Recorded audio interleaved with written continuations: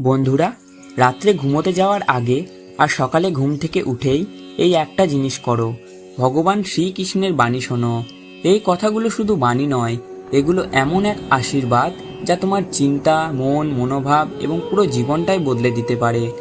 ভগবদ্গীতা শুধু একটি ধর্মগ্রন্থ নয়, এটা এক অনন্ত জীবন দর্শন, যেখান থেকে উঠে আসে জীবনের প্রতিটি সমস্যার সমাধান।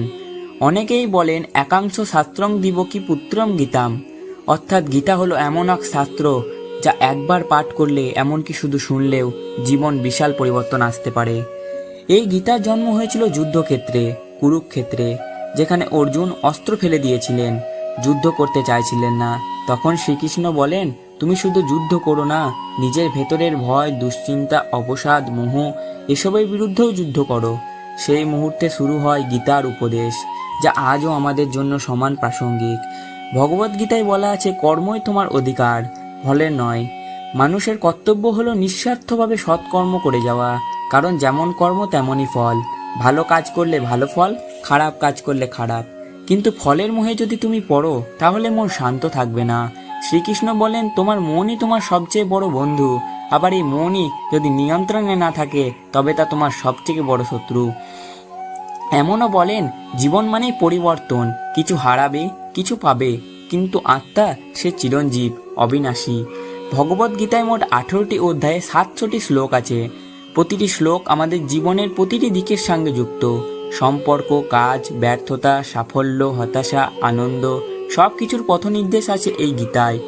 আমরা আজ তোমার সঙ্গে ভাগ করে নেব ভগবদ্গীতার 151টি অমূল্য চিন্তা, যা শুনলে তোমার হৃদয়ে আলো জ্বলবে, মন শান্ত হবে আর জীবন পাবে নতুন দিশা। ভগবান বলেন যে নিজেকে জয় করতে পেরেছে সেই প্রকৃত বিজয়ী। তিনি বলেন, তুমি যদি নিজের সমস্ত চিন্তা, ভয়, আশা, মোহ সবকিছু আমার উপর ছেড়ে দাও, আমি তোমাকে সমস্ত পাপ থেকে মুক্ত করব।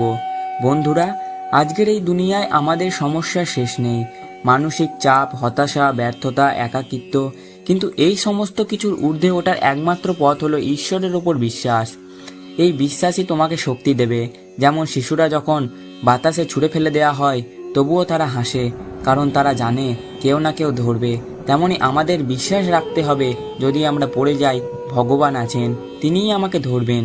জীবনে কখনো কারোর সঙ্গে নিজের তুলনা করো না, তুমি যেমন তেমনই সেরা।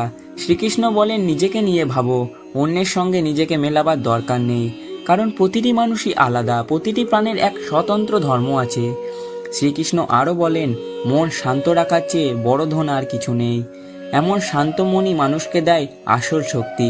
যে নিজেকে জয় করতে পারে, সেই জয় করে এই জগৎকে। তিনি বলেন, তুই যা হারিয়েছিস তা কি তুই এনেছিলিস? যা পেয়েছিস এখানেই পেয়েছিস? যা দিয়েছিস তা কি এখানেই দিয়েছিস? কাল যা তোর তা আর কারোর হবে, কারণ পরিবর্তন জগতের নিয়ম। আজ যদি তুমি প্রতিদিন শোনো এই গীতার বাণী, নিজেকে শুধু শোনো না, বরং হৃদয়ে ধারণ করো, তাহলে তুমি এক জ্ঞান লাভ করবে, যা জীবনের সমস্ত অন্ধকারকে সরিয়ে আলোর পথ দেখাবে। তাই এখন আর সময় নষ্ট করো না, নিজেকে বদলাও, ভগবানের বাণীতে অনুপ্রাণিত হও। প্রতিদিন সকালে এবং রাতে শুধু কয়েক মিনিট সময় দাও এই গীতার জন্য। দেখবে জীবনের সমস্ত দুঃখ, ব্যর্থতা, দুশ্চিন্তা একে একে দূর হয়ে যাবে।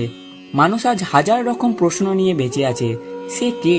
জীবন তার এত কঠিন কেন? সেই বরাবর কেন কষ্ট পায়? ভগবান কি সত্যিই আছেন? শত শত বছর আগে এই প্রশ্নগুলোর উত্তর দিয়েছিলেন এক মহান ব্যক্তিত্ব। তিনি বলেছিলেন, তুমি দেহ নও, তুমি আত্মা। তুমি জয় পাবে, কারণ আমি তোমার সঙ্গে আছি। এই ভিডিওটা তোমার জন্য, যদি তুমি হারিয়ে ফেলেছ তোমার নিজের পথ, যদি তুমি বুঝতে পারছো না কে আপন কে পর, তাহলে একবার অন্তত শুনে ফেলো আজকের এই গীতার বাণী। এটা কোনো ধর্ম প্রচার না, এটা হলো নিজের অন্তরের সাথে দেখা করার একটা সুযোগ। আজকের এই ভিডিওটা শুধু শুনতে আসবেন না, অনুভব করতে আসবেন। আজকে আমরা জানবো ভগবান কৃষ্ণ কি করে মানুষের অন্তরের কথা বলেছেন। তিনি আমাদের ভেতরকার সত্য, আমাদের দ্বন্দ্ব, আমাদের অহংকার সব কিছু জানতেন। এই গীতার বাণীগুলি শুধু প্রাচীন জ্ঞান নয়, এগুলো হলো জীবনের দিশারি। মানুষ নিজেকে দেহ ভাবে, কিন্তু কৃষ্ণ বলেন, তুমি দেহ নও, তুমি আত্মা। দেহ মরবে, আত্মা অমর। যখন তুমি নিজেকে আত্মা হিসেবে ভাববে, তখন পৃথিবীর ছোটখাটো অপমান, লোভ, রাগ আর তোমাকে ভাঙতে পারবে না। যদি আমরা আত্মাকে অনুভব করতে পারি তাহলে আমাদের মধ্যে অহংকার থাকবে না, অন্যকে ছোট করার প্রবৃত্তি হারিয়ে যাবে। তখন আমরা শুধু নিজেকে নয় অন্যকে নিয়েও ভাববো। দেহ ক্ষণস্থায়ী, আত্মা চিরন্তন। আত্মা না খায়, না মরে, না পড়ে। ভগবদ্গীতায় বলা হয়েছে যে নিজেকে আত্মা ভাবে সে কখনো শোক করে না, ভয় পায় না, কারণ আত্মা অদ্বিতীয়, অজেয়। এভাবেই মানুষ জীবনের প্রথম সত্য উপলব্ধি করতে পারে। তুমি হারিয়ে গিয়েছো কারণ তুমি ভুলে গিয়েছো। আজ থেকে প্রতিদিন মনে করো, আমি আত্মা, আমি অমর, আমি শান্তি।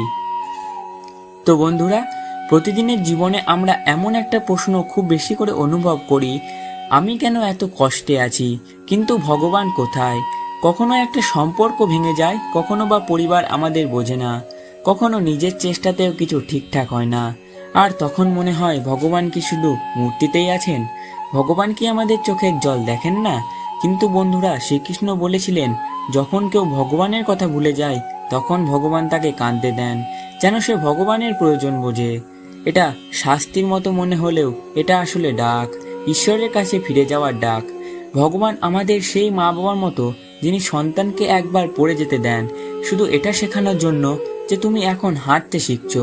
কষ্ট আসে কারণ ঈশ্বর প্রস্তুত করেছেন।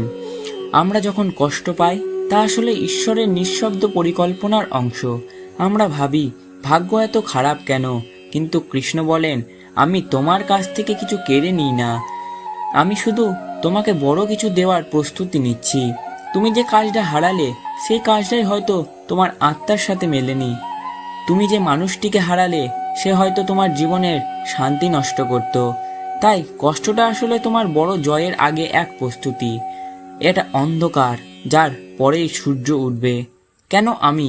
এর উত্তর, কারণ তুমি প্রস্তুত। বন্ধু, তুমি যখন কাঁদছো, তুমি যখন একা অনুভব করছো, তুমি যখন হেরে গেছো ভেবে বসে আছো, তখন ঈশ্বর তোমার সঙ্গে আছেন। তুমি যদি ভাবো সবাই ভালো আছে, শুধু আমি কষ্টে আছি, তাহলে বুঝে নাও ভগবান তোমাকে আলাদা করেছেন, কারণ তোমার জন্য আলাদা পথ রেখেছেন। গীতায় বলা হয়েছে, সেই মানুষকে ভগবান বেশি ভালোবাসেন যার মনে কষ্ট আছে কিন্তু মুখে বিশ্বাস থাকে। ঈশ্বর নীরব, কারণ তিনি কাজ করছেন। যখন ঈশ্বর নীরব থাকেন আমরা ভাবি তিনি বুঝি চলে গেলেন, কিন্তু শ্রীকৃষ্ণ বলেন, আমি নীরব থাকি কারণ আমি তখন তোমার জন্য কাজ করছি। যখন তোমার হৃদয় ভেঙে পড়ে আমি তখনই তোমার আত্মাকে শক্ত করছি। বৃষ্টি নেমে গেলে যেমন মাটি নরম হয়, তেমনি কষ্টে মানুষের নম্র হয়, আর নম্র হৃদয়ই ঈশ্বরে বাস করেন। তাই কষ্ট এলে ভেঙে পড়ো না, যেন ঈশ্বর তোমার জন্য কিছু তৈরি করছেন। বিশ্বাস রাখো, রেজাল্ট ঈশ্বর দিচ্ছেন। তুমি হয়তো বলছো, আমি এত প্রার্থনা করলাম, এত ভালো মানুষ হলাম, তবুও কিছু পেলাম না। শ্রীকৃষ্ণ বলেন, তুমি শুধু তোমার কর্তব্য করো, ফলের চিন্তা করো না। তুমি যদি সত্যিই সৎ থাকো, আমি তোমাকে এমন কিছু দেব যা তুমি চেয়েও ভাবোনি। তুমি আজ কাঁদছো, কিন্তু ভবিষ্যতে তুমি একটা দিন হাসবে আর বলবে, ভাগ্যিস সেদিন কষ্টটা পেয়েছিলাম। যেদিন তোমার চোখে জল আসে সেদিন ঈশ্বর খুব কাছে থাকেন। ভগবান বলেন, তুমি আমার দিকে এক পা এগিয়ে এসো, আমি তোমার দিকে 100 পা এগিয়ে যাব। তুমি যদি একবার হৃদয় দিয়ে ডাকো, আমি তোমার পাশে দাঁড়িয়ে থাকবো, নীরবে, শান্তভাবে। তুমি একা নও, তুমি কখনো একা ছিলেও না। এই কথাগুলো মনে রেখো। কষ্ট সবসময় খারাপ হয় না, কষ্ট তোমাকে গঠন করে। যা চলে যায় সে তোমার ছিল না, যা থেকে যায় তা তোমার। ভগবান নীরব থাকেন কারণ তিনি তখন সৃষ্টিতে ব্যস্ত। তুমি যা হারাও তার চেয়ে অনেক বড় কিছু পাওয়ার জন্যই সেটা হারায়। যতই দেরি হোক, ঈশ্বর সবসময় সঠিক সময়ে আসেন।